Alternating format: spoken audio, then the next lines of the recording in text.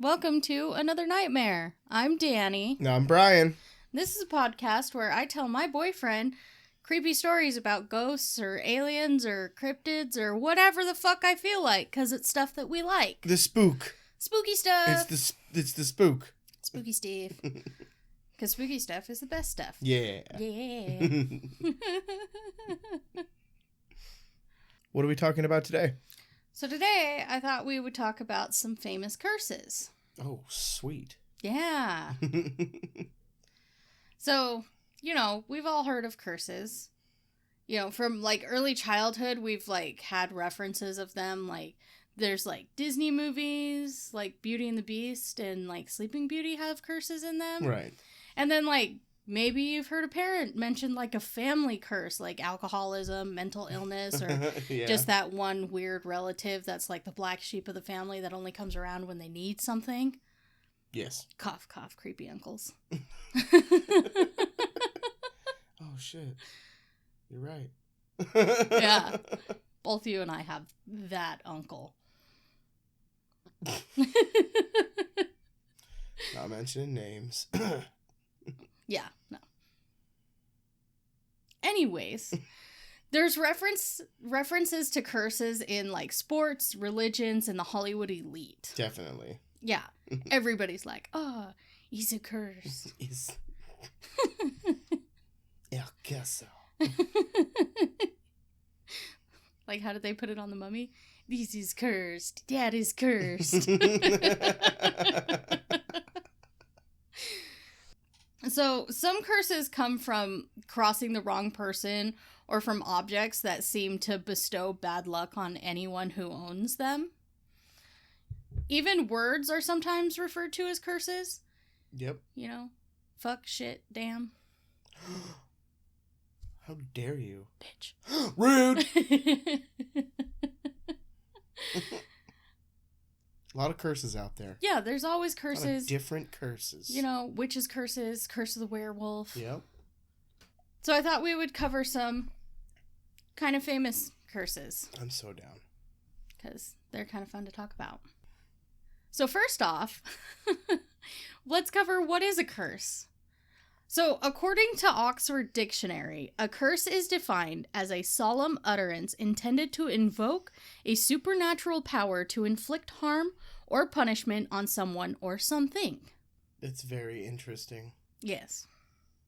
A curse can also be defined as any expressed wish that some form of adversity or misfortune will befall or attach to one or more persons, a place, or an object. I pulled that one from Wikipedia because I thought it sounded nice. Hell yeah, it did. That sounded very nice to me. So, a curse can refer to a wish or pronouncement made effective by a supernatural or spiritual power, such as a god, spirit, or natural force. The removal or breaking of a curse often requires an elaborate ritual or prayer. As we all know. Yes. Quite. So the first curse that I want to talk about today is King Tut's curse. Oh shit, I've heard a little bit about this one. Yeah, I'm sure a lot of people are familiar with King Tut's curse, the curse on his tomb, and, I hope you all know who King Tut is.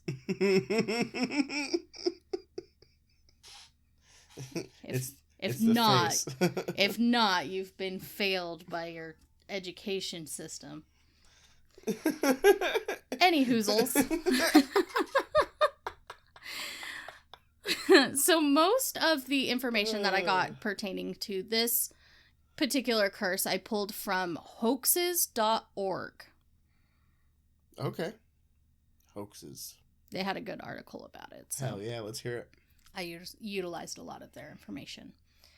So, on November 4th, 1922, Howard Carter found the entrance to a tomb at the site known as the Valley of the Kings. He had come to Egypt in search of the missing King Tutankhamun and believed this site, later designated KV-62, was the Boy King's final resting place. I forgot he was a boy king.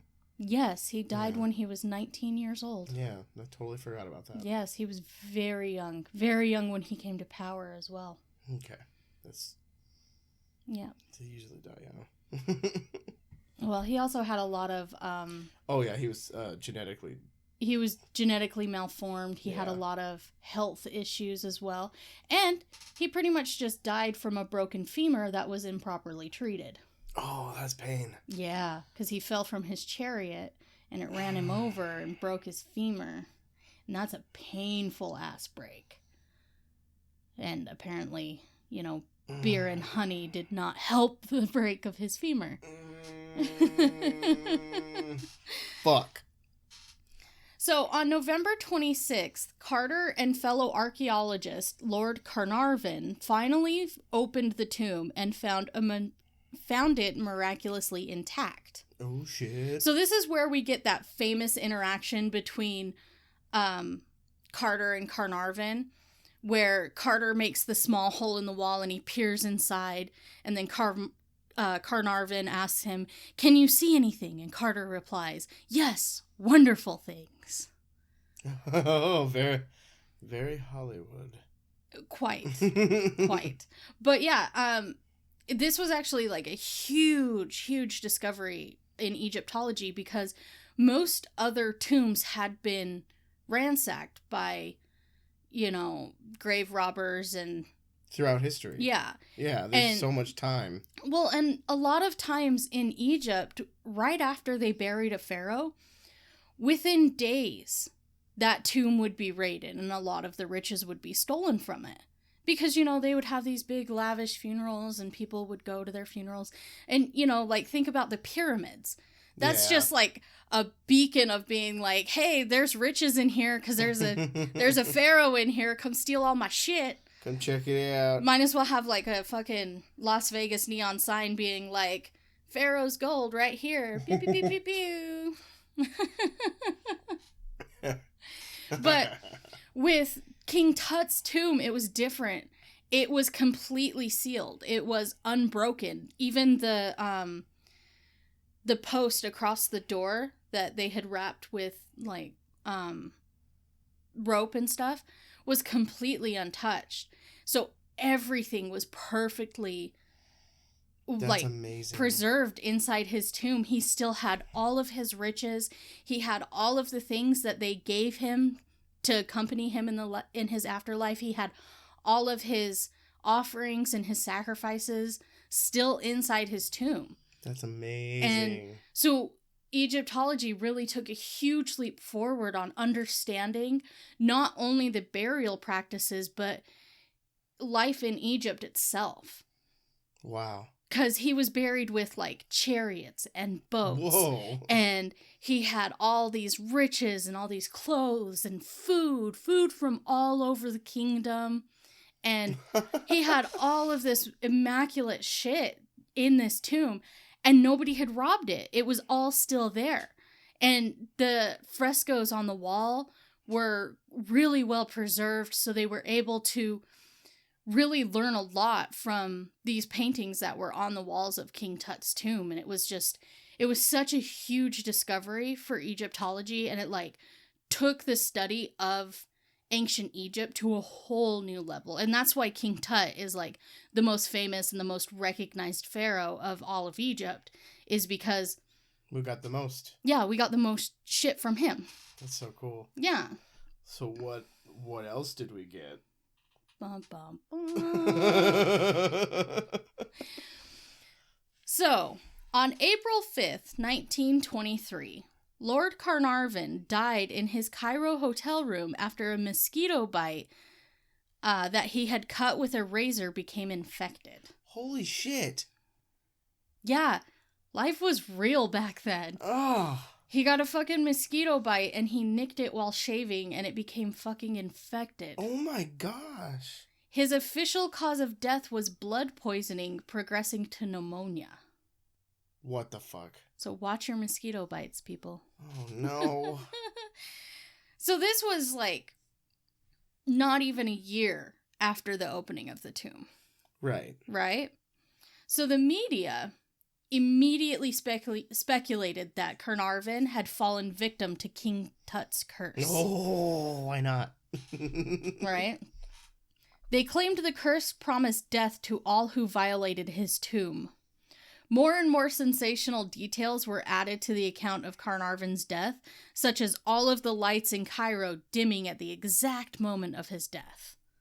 What? Although this wouldn't be too far from coincidence, considering the power grid in Cairo was highly unreliable and power outages were a daily occurrence. Well then, oh right, never mind. Yeah.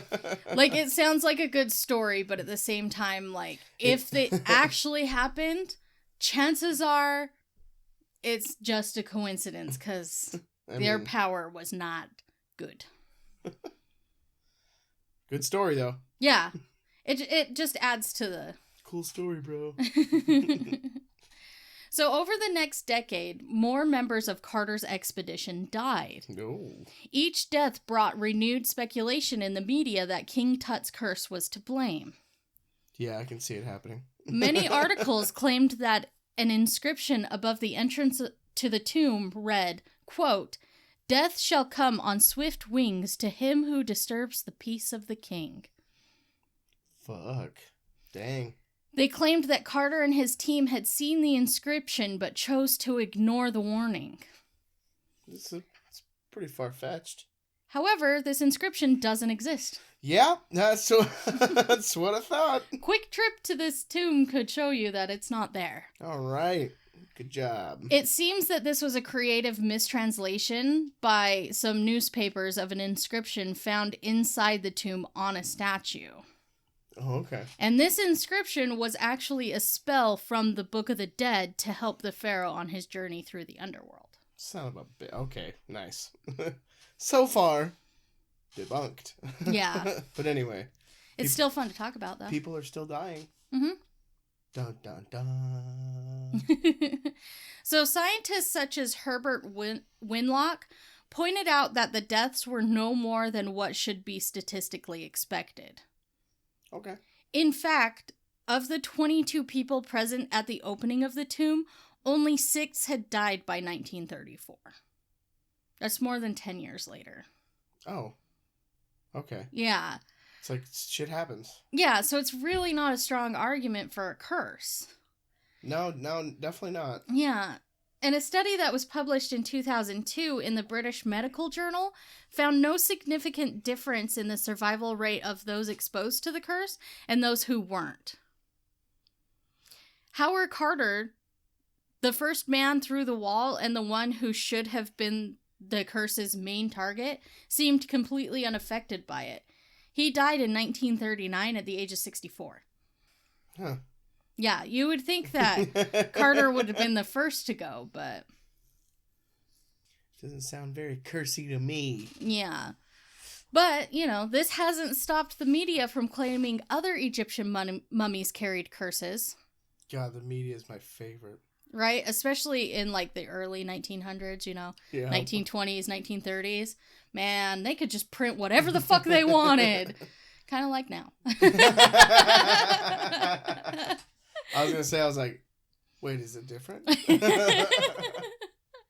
Shit. At least now they try to pretend like they're not talking about phantom woo-woo stuff. They're not good at it. Yeah. But back then they were like, "Mummy carries curse." Yeah. Front page news. X-ray. Mummy's all around. Mommy's all around. They're coming to town. Yeah. So some of these newspapers even claimed that the Titanic had been sunk because of a mummy's curse. Oh, Christ. Yes. Hell yeah, let's hear it.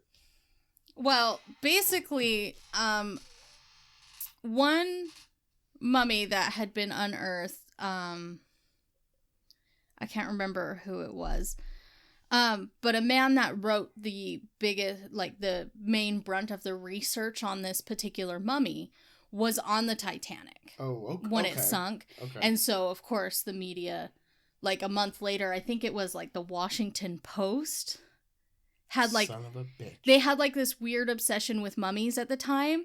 And so of course, like a month after the Titanic sunk, the Washington Post found out that this guy had been aboard the Titanic, and they were like, "Oh, it was the curse of the mummy. Mummy, sink ship. Iceberg is a hoax." Damn it. So, yeah. Good curse. Good curse. It's good, yeah. So it's not clear how many people actually took these curses seriously, and these stories did become a popular subject for horror movies, like The Mummy that was released in 1932, and its many duplications since. Fuck yeah. Which leads us, to our Brendan Fraser establishment of The Mummy and my hero. I love those fucking movies. Those movies are fucking great. 1 and 2, right? Did you like? Yep. Did you like the third one? Not really. That's but what I thought.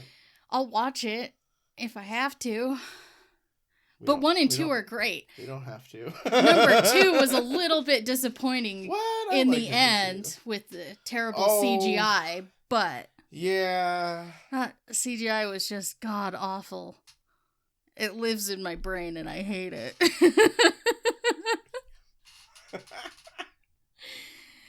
Damn. But there were also comedies. It's so bad. Oh my god, it was so bad. I'm just thinking about it. They could have done so much better. Can't stop. It's so funny. So there were comedies that featured mummies, like Mummy's Boy in 1936 and Abbott and Costello Meet the Mummy in 1955. I like Mummy's Boy. Mummy's Boy. It's Mummy's Boys? Oh.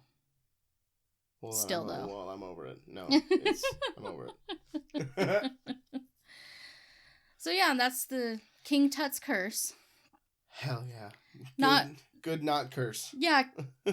Maybe it is a curse, maybe it's not. Who knows? Maybe there are some Egyptian curses out there that we have yet to find. Ooh, shit. They're always looking. They're still looking. Oh my god, they're still finding shit every single day. Good. There's so much to be found. Bring me a curse! But our next curse features another mummy. My favorite mummy. Oh no. This is the curse of the Iceman. Oh shit. Okay, yes, I'm ready. You know who it is. Yeah. My obsession. Isn't it Ötzi? Ötzi. So I got a lot of this information from ranker.com. They had a really good article about Ötzi's curse. Hell yeah. So, shout out to them. So, on September 19th, 1991, 2 German tourists named Helmut and Erika Simon. I'm going to go with that. Were hiking in the Alps along the Simon. It's definitely Simon. I'm going to kill you. I mean, no, I'm not. I never said that. Help me. So they were hiking in the Alps along the Austrian-Italian border when they discovered the body of a man frozen in the ice. They reported their find, and the mummified body turned out to be a major discovery. Yeah. Ötzi, as he would come to be known, had died sometime between 3239 and 3105 BCE. 3209 and 3205. So 3239 and 3105 BCE. Holy shit. Yeah, that's Bronze Age. Yeah. I forgot about that. Oh my god. This is when bad. Europeans when early European prehistoric peoples were transitioning from stone tools into bronze tools. Fucking A. This was a very long time ago. This was before we had established civilizations. This is prehistoric human. This is so cool. This mummy was stunningly well preserved and gave huge insight to the prehistoric past. He had so many items with him that were super well preserved, and this was things that we can't have preserved from these times. Right. You know, like, this is a special circumstance yeah, that made them... Because usually what we find from this era is, like, stone tools or, you know, iron tools, but, like, the wood handles for the tools are gone, their clothing is gone, we can find, you know, their bones and maybe some jewelry if it's made from proper material. Right. But for the most part, you know, all of the other shit is gone. Ötzi, because he was frozen inside in the Alps, a lot of his shit was so well preserved that it gave us massive insight. I mean, he had so many things in his backpack that showed us what life was like back then. They were able to discern what he had eaten before he died. The contents in his stomach were still preserved. It's amazing what we were able to find out about early humans in this area at this time. It's incredible what he had. Holy shit. It's weird. It's mind-boggling. It is. That's why I'm obsessed with Ötzi. It's so good. There's so much information.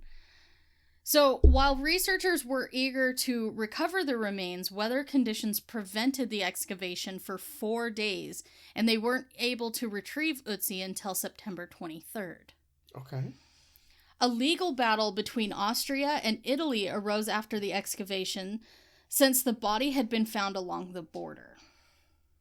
Okay, yeah. Yeah, of course. I mean, this is a huge, important discovery, so... You're gonna fight for it. Everybody's gonna fight for it. Yeah. Italy wound up winning custody of the remains, and he was taken to the South Trial... I should know how to say this. I've been there. You should. South Trial Museum of Archaeology. I'm just going to pass over it. But this is where I got to meet Ötzi, and it was fantastic. I know. And it was like... I'm so jealous.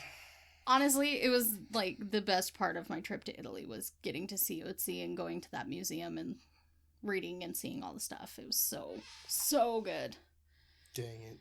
I'm so jealous. I want to go again. So it was here that they discovered Ötzi's cause of death. Murder. Murder?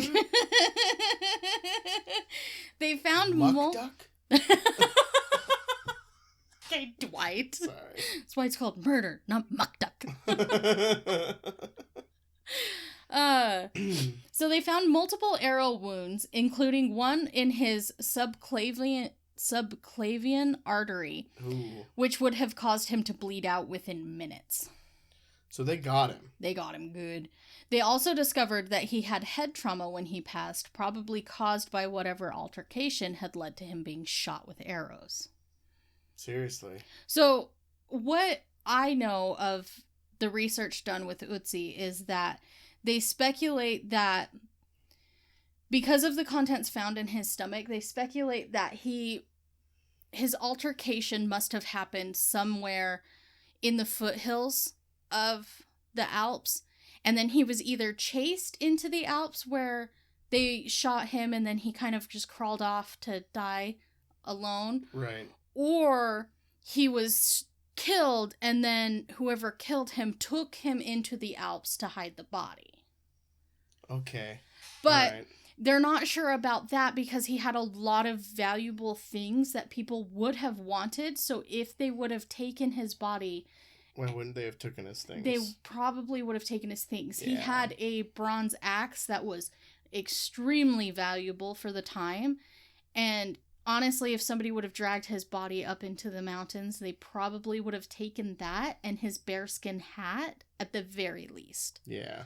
But he had all of that stuff with him. So the idea of him having been chased into the Alps, being shot there, and then his pursuers losing track of him and him dying alone seems a little bit more plausible. It does, yeah. Poor Ötzi. Sorry, bud. So it only took about a year for the possible Iceman's curse to claim its first victim. Oh, here we fucking go. Rainier Hen was the first man that placed Ötzi's body inside the body bag for transport off of the mountain. Dun, dun, dun. In 1992, he was traveling to a convention where he planned to talk about the discovery. Unfortunately, he was involved in a deadly accident and never reached his destination. Damn. That sucks. Sad, right? Yeah. Then, in 1993, Kurt Fritz died in an avalanche. No. He had been the man to lead researchers to Ötzi's body and had organized the transportation of the remains. Man. Fritz was the only member of his expedition group who died during the avalanche. Fuck. This could be nothing more than mere coincidence, but it definitely seems odd, especially considering the fact that he was an experienced guide in the Alps. He had a lot of experience in the Alps. He would have had a lot of experience with sometimes you just get avalanches. Fun. Yep. It's just interesting because he's the only one that died. Out of everybody. I wonder how many people were with him, around him. I'm not sure. I didn't look that up. It's nerve-wracking. Then... This one seems a little bit more cursy. A little bit, yeah. Especially because the guy who placed Ötzi in the body bag was the first to go. Yeah. And he died on his way to a convention to talk about Ötzi.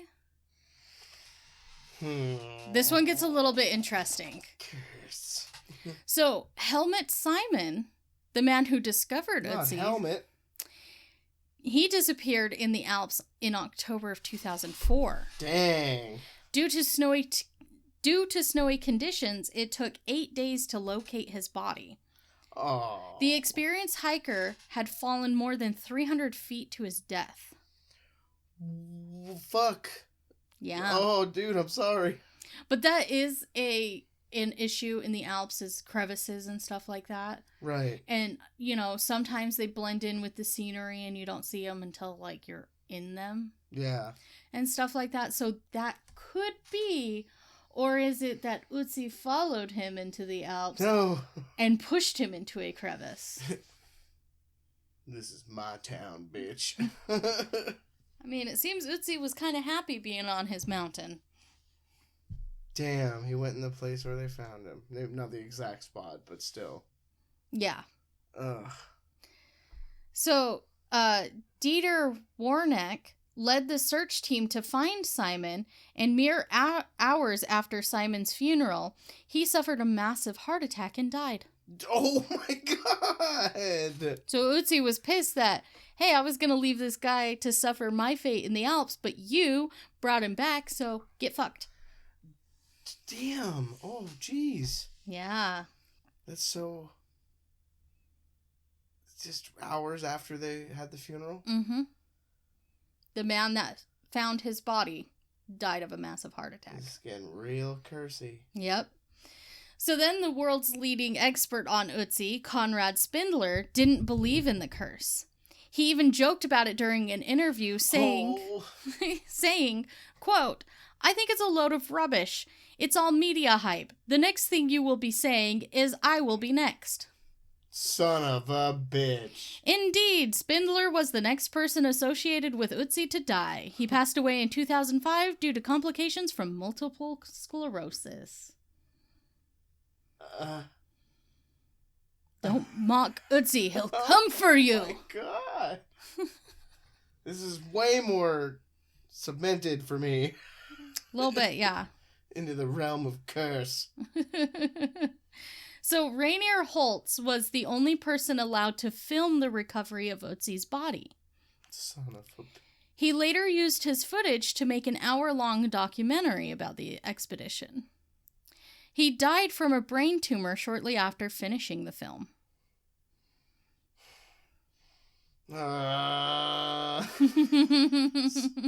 God.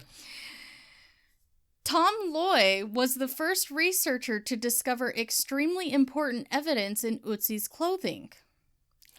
His findings indicated that the Iceman had died during a violent conflict due to the presence of multiple types of blood on the fabric and tools.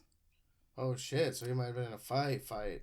Oh, he was. Yeah. He was in an actual, like, altercation, which is why he had head trauma. Yeah. And then they believe that he escaped that altercation and ran off towards the Alps, and that's when he was pursued and shot with arrows. Makes a lot of sense. Yes. He probably killed a guy, too. Maybe. Yeah. He may have. We're not sure. So, ironically, Loy ultimately died due to a hereditary blood disease, which wasn't diagnosed until after Lloyd began studying Ötzi's remains.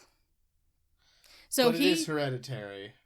But he didn't know he had it until after he had started working with Ötzi, and he was the one that made the blood discovery on his clothing. And then he had a blood disease? What the fuck?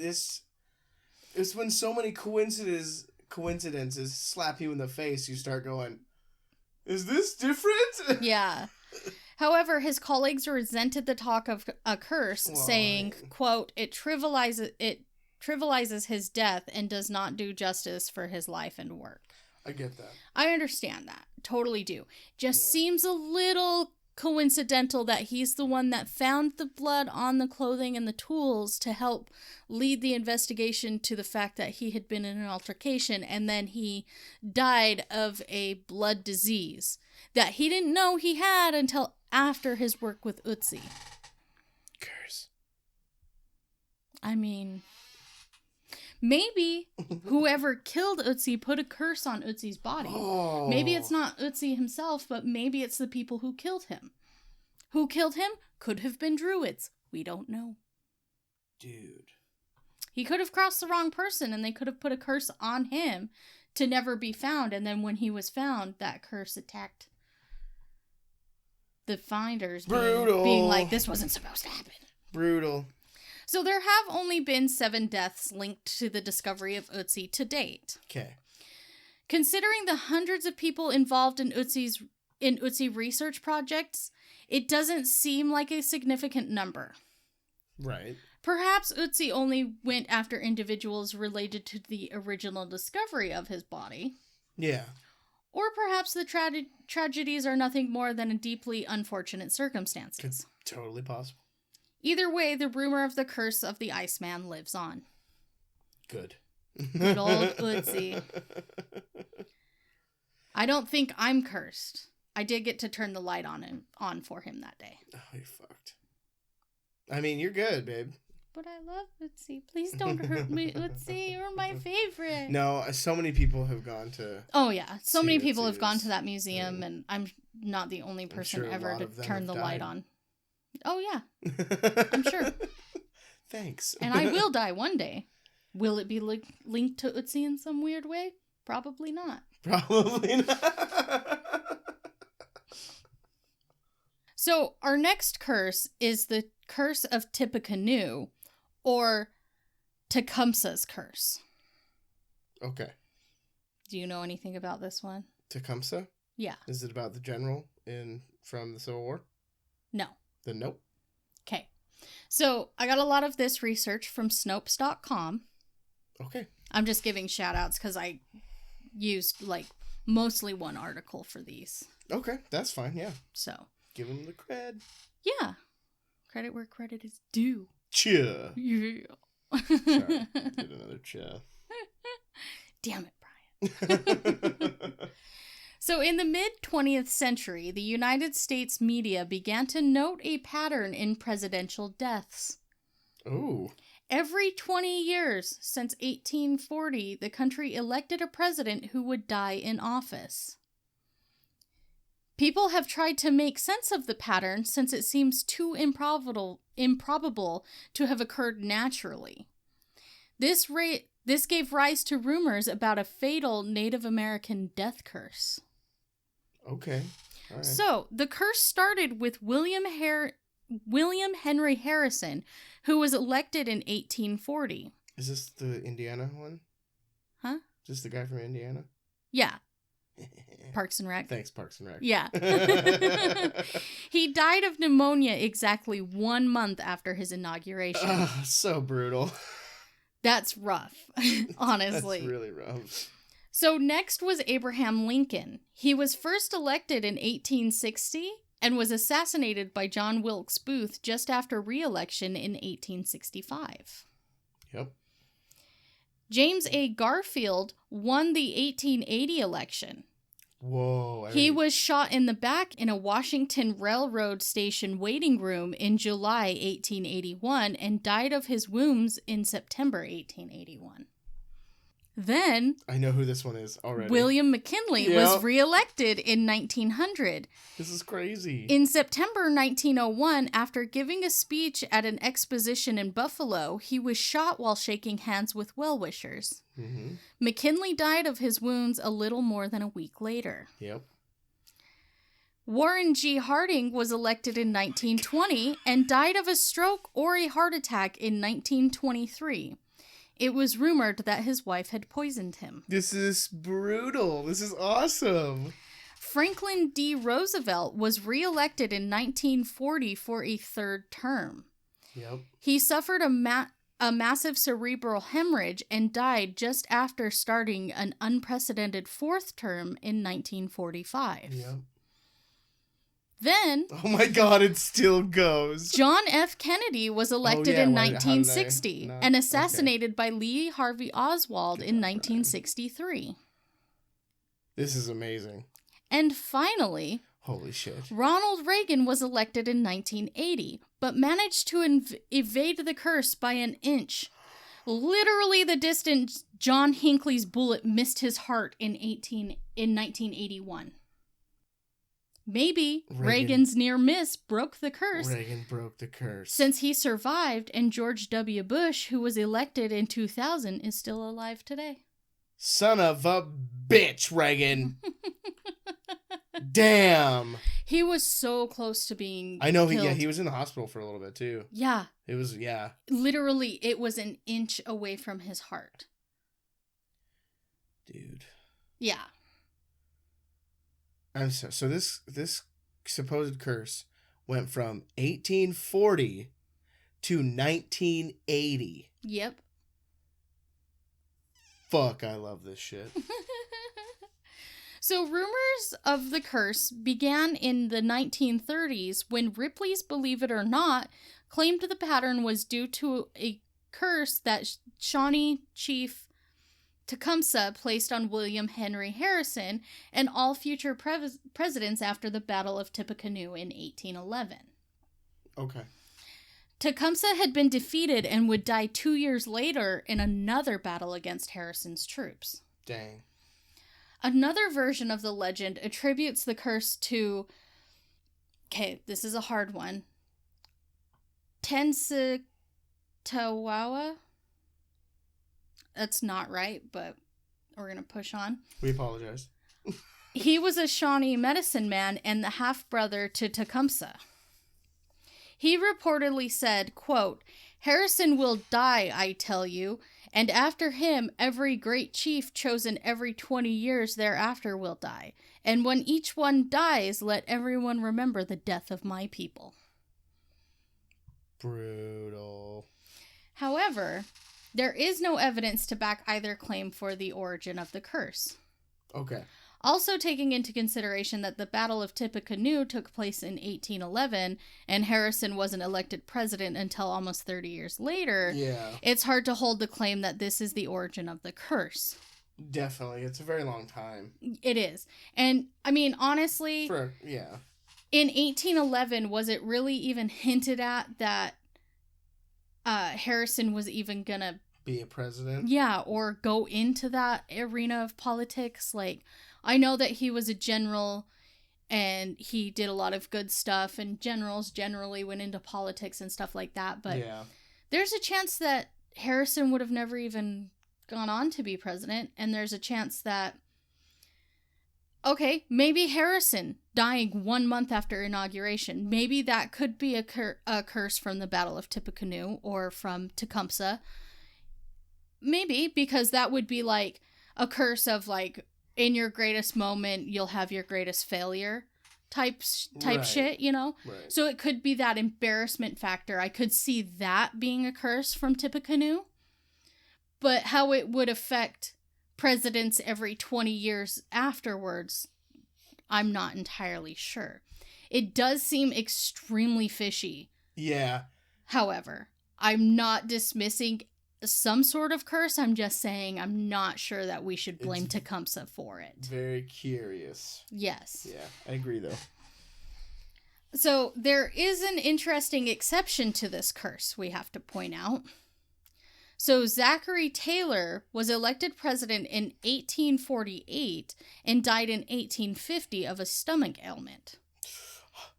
It is also interesting to note that both Lincoln and Roosevelt, while having won elections in years ending with a 0, did not die until being elected for the following term. Right. So it's to say, like, if this is a curse, was the curse able to have the foresight to be like, oh, these two guys are going to be reelected again, and it would be more tragic for them to die then? Or is it just coincidence? It's probably coincidence, but it's cool to put fucking... It's probably coincidence. It's cool to put a legend behind it. But it does seem a little... cursey. A little odd. And here we are in 2020. Who knows what's going to happen? We've got a lot of turmoil going on with this election. We'll see. What if it starts again? It might. Maybe it was just, Reagan nearly died, and, like, the attempt was supposed to take Reagan's life, and maybe that's why he went super cuckoo bananas in the pants there for a little while at the end of his life. He was cuckooed all the way through. Okay, but maybe that's why he completely derailed. Yeah. Is because he was supposed to die when Hinckley shot him, but he didn't. Man.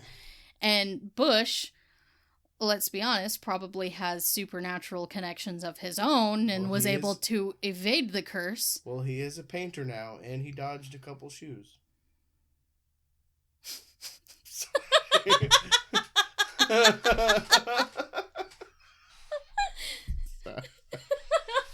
No, I'm not sorry. Oh, good old George W. You see how he dodged those shoes? He knew it was happening. Maybe one of those shoes would have killed him.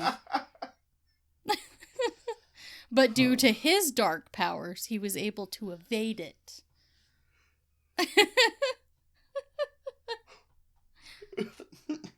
Son of a bitch.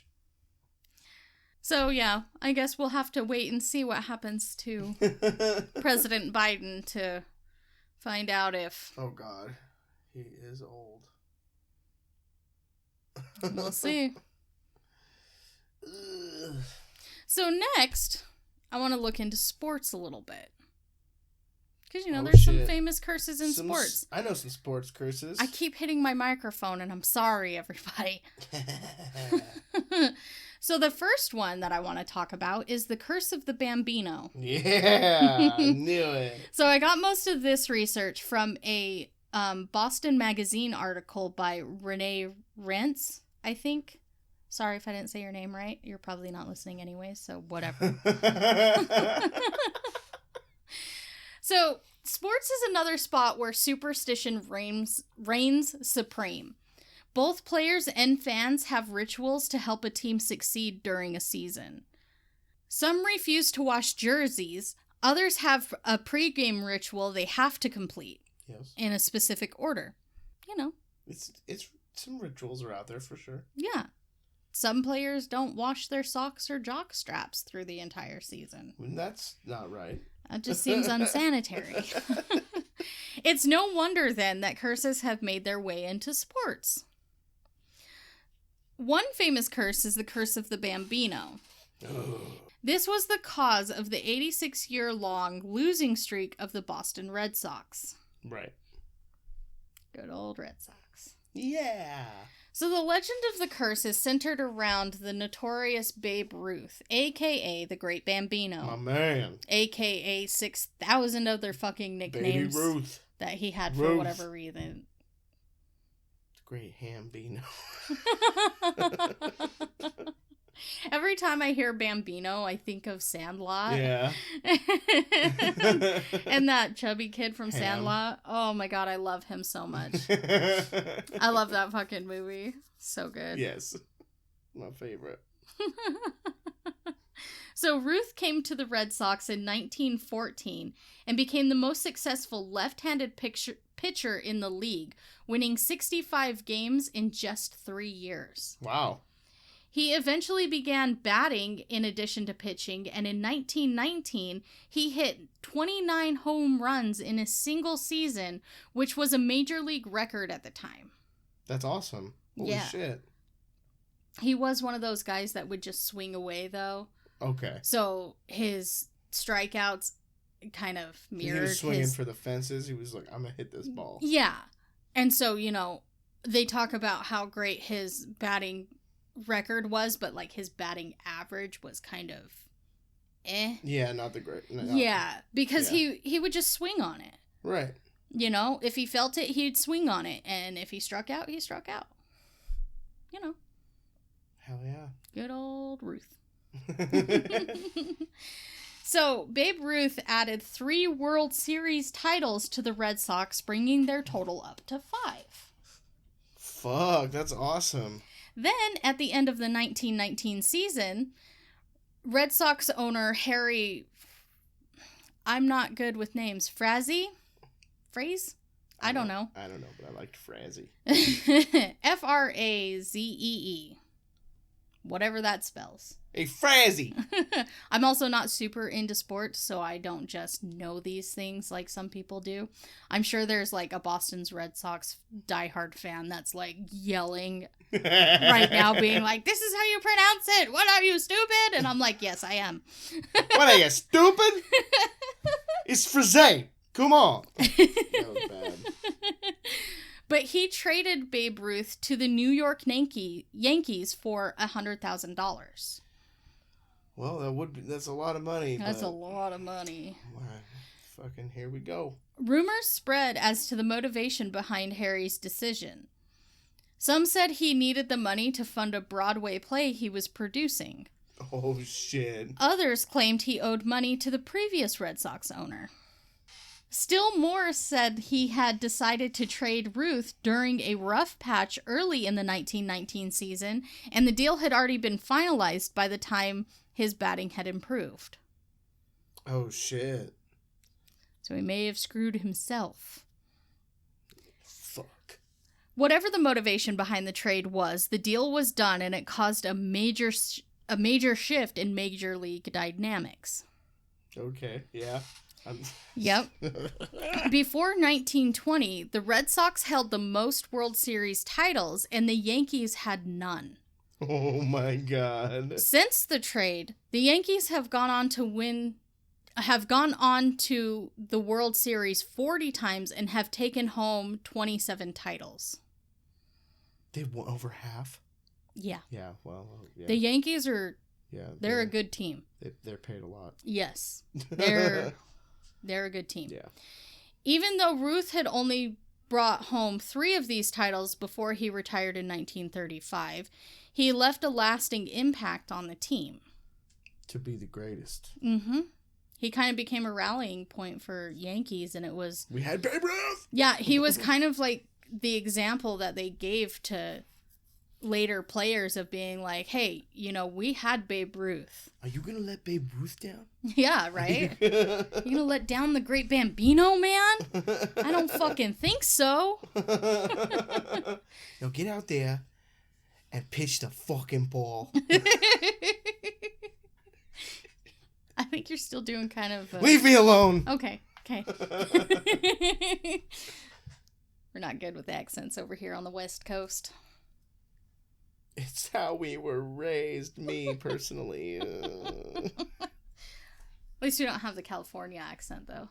Is that an accent? Bruh, yeah, it is. Enough. Let's go surfing. I think that's a stereotype and a half. It totally is. But it's all we have. Did you know I sound Canadian to people? Yeah. Thanks. It's because you tell me. Well, it's because you grew up like directly below Canada. We can see Canada. Yeah, first time I ever went to the South. Yeah, I found out that they thought I was Canadian. And I was like, cool. Yeah, I just have that weird accent that people stare at me trying to figure out, are you Southern? Are you Northern? Are you from Canada? What the fuck is your deal? Because I don't say words right.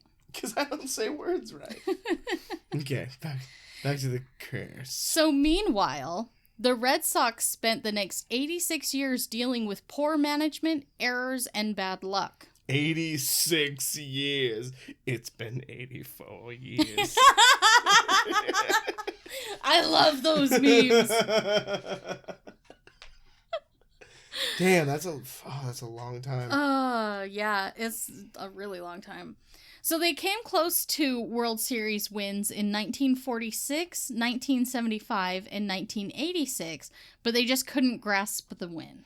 Okay, so they're still competing, though. Yeah, they're still in the running, but they just can't quite get there. It fucking sucks. In 1986, after losing to the Mets, George Visquet of the New York Times wrote a column titled "Babe Ruth Curse Strikes Again."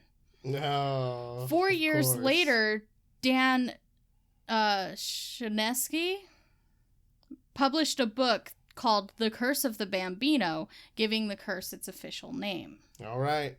There we go. The curse then became a rallying point for fans. Right, yeah. But despite its marketability, fans wanted the curse to be broken. Witches were allegedly hired to remove the curse on Fenway Park. Ooh.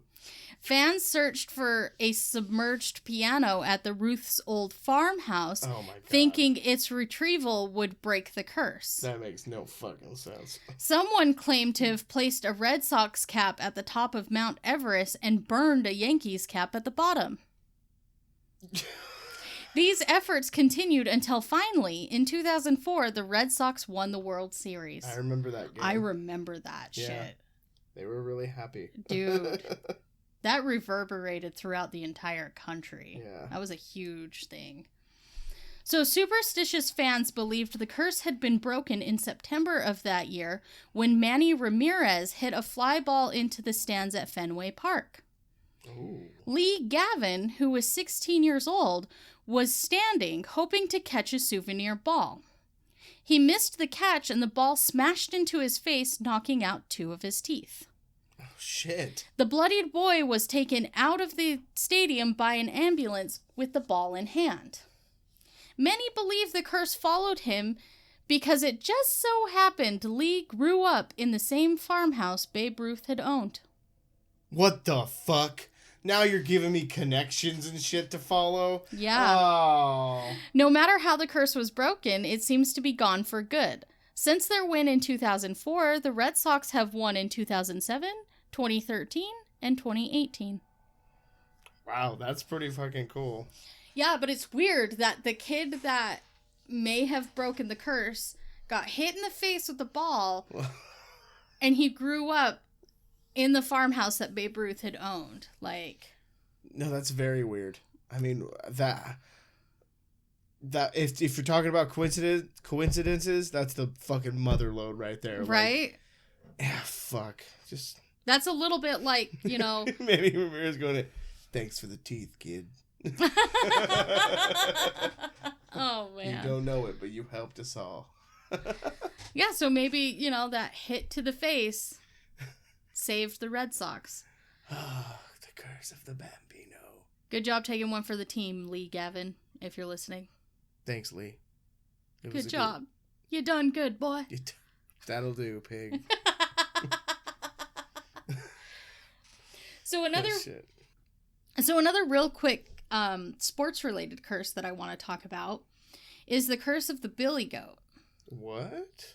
So I pulled this information mostly from Wikipedia because this is just a real quick one that I wanted to talk about. Cool. I'm down. So it's another baseball-related curse, and it affected the Chicago Cubs. Curse of the billy goat. Oh shit. Okay.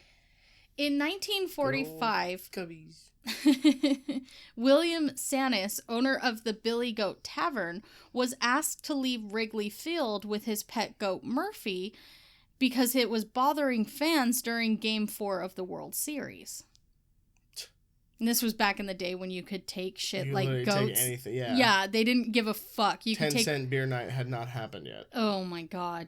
Oh my god. 10 cent beer night. Oh my god, what a disaster. Oh, shit.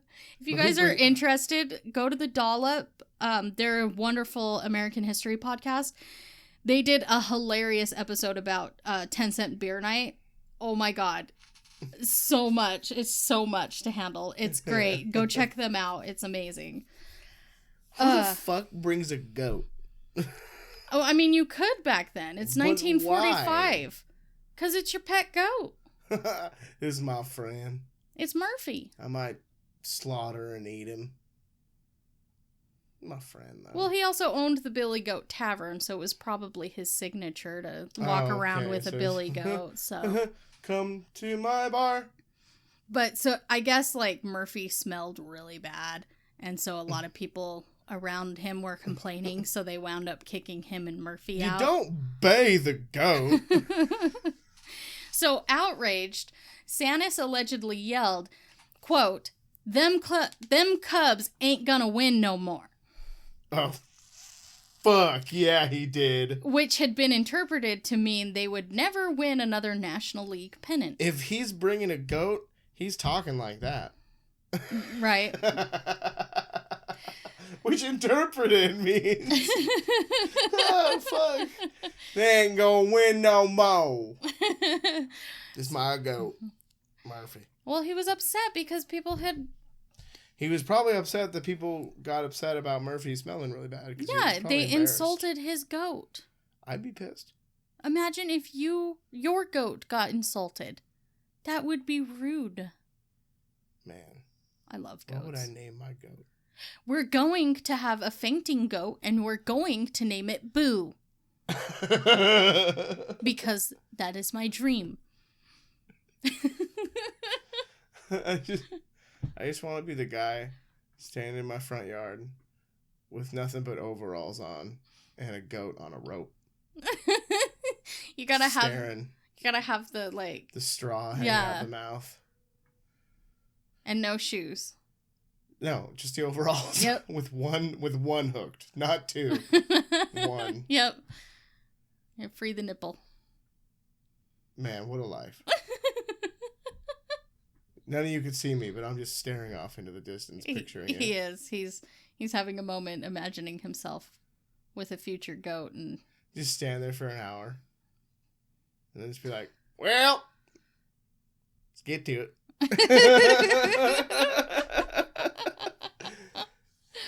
You drink moonshine in this fantasy as well? No. Delivered by them Duke boys? No, but I would have unpasteurized milk and cheese. Gross. I don't like goat milk. I don't like milk, though, so yeah, I was gonna say, that's you're a not really a thing. milk person. Yeah. Anyways, there's curses to be told. So the Cubs wound up losing the 1945 World Series to the Detroit Tigers and would not play in another World Series for 71 years. That's fucking brutal. That's a damn curse. They didn't even get to play in the World Series. Yeah, they're freaking... For 71 years. The Red years. Sox are still competing, and the Cubs are like, we're trying. Their last win at the World Series was in 1908. That's a long time. That's a really long time ago. Then, in 2016, on the 46th anniversary of Sanus' death, the curse was broken and the Cubs won the World Series against the Los Angeles Dodgers. I freaking remember that. It had been 71 years since they had last played in the World Series and 108 years since their last World Series victory. I'm so proud of them. That was another huge thing. That was just a few years ago. Yeah, that's freaking awesome. Yeah, so that was the Coast of the Billy Goat. Fuck you, Billy. Murphy. Yeah, his name was Murphy. It's a pretty good goat's name. Yeah. But yeah, supposedly, Sanus's, I think it was his grandson, tried bringing goats to Wrigley Field to try to break the curse. Like, they invited him to bring goats that were descendants of Murphy to the field to try to be like, we're really sorry, Please. Murphy. We're really sorry, please. It's been 71 years. That's so brutal, though. That's a long time. Yeah. But yeah, so those are just some of the famous curses that I thought Hell yeah, those were fun. I really like those. And there's other curses that we're going to get into at some point.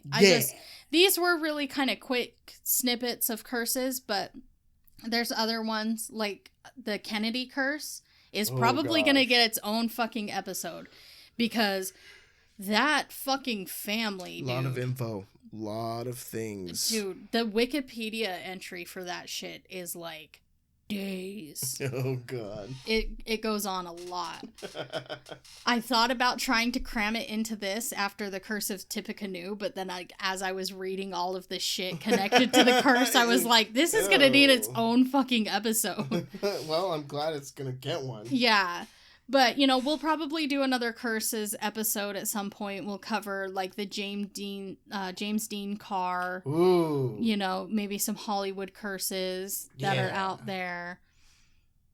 Yeah. I like that. And there's, like, the Hope Diamond, speaking of the Titanic. Which, that diamond is connected to its own curse. The Hope Diamond.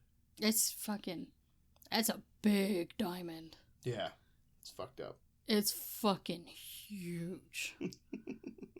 Jesus Christ, it's huge. Yeah, I was reading a bunch of shit about it, and fucking A. When it first came onto the scene, though, when, like, it was first brought into France, it was, like, 115.16 carats. What the fuck? Yeah. Could you imagine a diamond that big? No. I can't either. It's like in the palm of your hand, fucking weighing down your You shit. could beat somebody to death with that diamond. I want to do that. But yeah, we'll probably cover that curse at some point in time, because that's an interesting story as well. Yeah. I don't know anything about it. It's been 84 years. Yeah, supposedly the Heart of the Ocean was actually based on the Hope Diamond. Oh, okay. And so that's the significance with why I said, oh, speaking of Titanic. I thought I almost forgot to mention that. Speaking of Titanic, this has nothing to do with Titanic. I'm pretty sure I have ADHD.